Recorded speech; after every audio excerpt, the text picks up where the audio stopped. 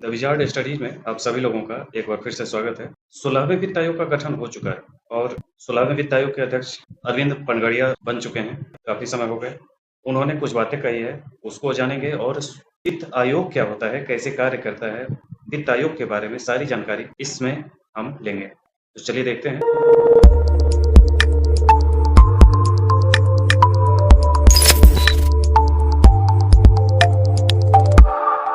अरविंद पनगड़िया की अध्यक्षता में 16वें वित्त आयोग ने स्थानीय निकाय के हस्तांतरण पर ध्यान केंद्रित किया है तथा भारत में शहरी राजकोषीय हस्तांतरण में चुनौतियों पर प्रकाश डाला है। यहाँ विशेष तौर पर शहरी राजकोषीय हस्तांतरण पर डॉक्टर अरविंद पनगड़िया ने फोकस किया है और शहरी जो निकाय होते हैं, स्थानीय निकाय, उनकी चुनौतियों पर इन्होंने प्रकाश डाला है। अब पहले देख लें कि वित्त आयोग क्या होता है। संविधान के अनुच्छेद 270 में केंद्र सरकार द्वारा एकत्रित शुद्ध कर आय को केंद्र और राज्यों के बीच वितरित करने की योजना का प्रावधान है। केंद्र और राज्यों के बीच साझा किए जाने वाले करों में निगम कर, व्यक्तिगत आय कर, केंद्रीय जीएसटी, एकीकृत वस्तु एवं सेवा कर आदि में केंद्र का हिस्सा शामिल है। ये सब उस टैक्स में शामिल होते हैं जो दोनों के बीच बांटने हैं। यह विभाजन वित्त आयोग की सिफारिश पर आधारित है, जिसका गठन अनुच्छेद 280 के अनुसार हर 5 साल में किया जाता है। यानी कि वित्त आयोग का गठन किस वजह से किया जाता है, तो ये केंद्र और राज्य के बीच करों का बंटवारा करने के लिए। उन करों में ये सारे कर आते हैं, इसके अलावा भी कई सारे होते हैं। ये केवल उदाहरण दिया गया है। करों में हिस्सेदारी के अलावा राज्यों को वित्त आयोग की सिफारिश के अनुसार अनुदान भी प्रदान किया जाता है। समय समय पर केंद्र सरकार के द्वारा राज्य सरकारों को जो अनुदान दिए जाते हैं, वो उसकी भी सिफारिश वित्त आयोग करता है। वित्त आयोग का गठन प्रत्येक 5 वर्ष में किया जाता है तथा यह एक ऐसा निकाय है जिसका गठन विशेष रूप से केंद्र सरकार द्वारा किया जाता है। इसमें एक अध्यक्ष और 4 अन्य सदस्य होते हैं जिन्हें राष्ट्रपति द्वारा नियुक्त किया जाता है। वित्त आयोग विविध प्रावधान अधिनियम 1951 में आयोग के अध्यक्ष एवं अन्य सदस्यों के लिए योग्यताएं निर्दिष्ट की गई हैं। इसका डेट आपको याद रखना है।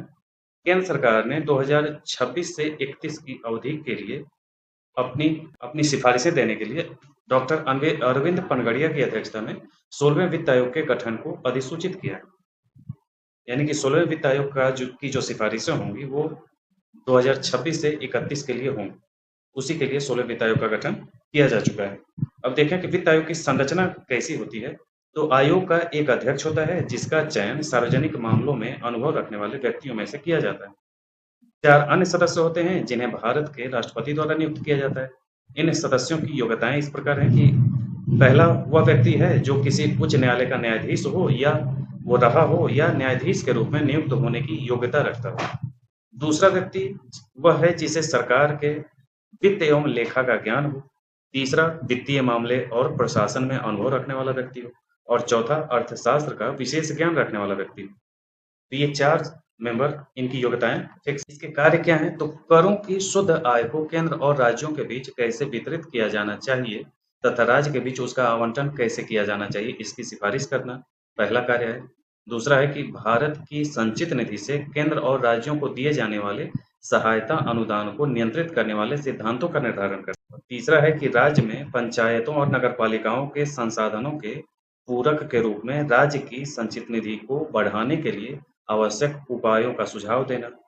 संचित निधि को ही समेकित निधि भी कहते हैं। अन्य कार्य में सुदृढ़ वित्त के हित में राष्ट्रपति द्वारा निर्दिष्ट किसी अन्य मामले पर विचार करना। यानी कि समय समय पर अगर राष्ट्रपति के द्वारा कोई अन्य सब्जेक्ट दिया जाता है जिस पे उनको विचार करना है, तो उस पर भी वो विचार करके अपनी सलाह देंगे। तो ये कार्य मूल रूप से समझ लीजिए कि केंद्र और राज्य के बीच बंटवारा करना है वित्त का, और इसमें राज्य की संचित निधि में कैसे सुधार हो, इसकी भी सलाह देना है।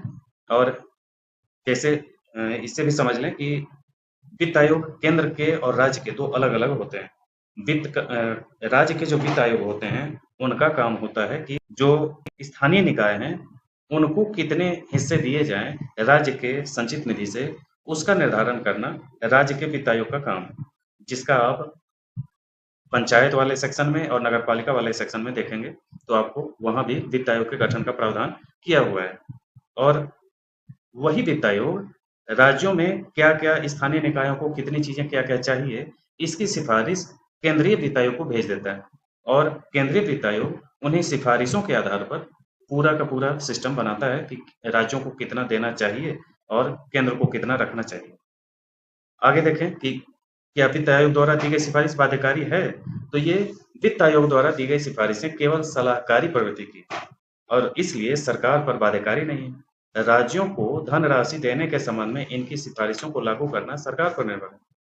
सामान्य तौर पर केंद्र सरकार के द्वारा वित्त आयोग की सिफारिशों को मान लिया जाता है और थोड़े बहुत बदलाव किए जाते हैं, क्योंकि ये संस्था बहुत ही भरोसेमंद संस्था होती है।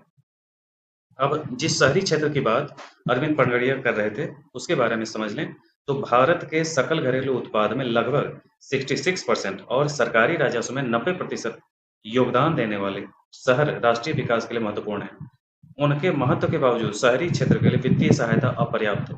ये सारी बातें अरविंद पनगड़िया ने कही। विश्व बैंक का अनुमान है कि अगले दशक में शहरी बुनियादी ढांचे के लिए 840 बिलियन डॉलर की आवश्यकता होगी। भारत में शहरी स्थानीय निकायों को अंतर सरकारी हस्तांतरण आईजीटी सकल घरेलू उत्पाद का केवल 0.5% है। अंतर सरकारी हस्तांतरण, जो अन्य विकासशील देशों की तुलना में काफी कम है। यह अपर्याप्त वित्तीय हस्तांतरण शहर की उत्पादकता और जीवन की गुणवत्ता को बाधित करता है।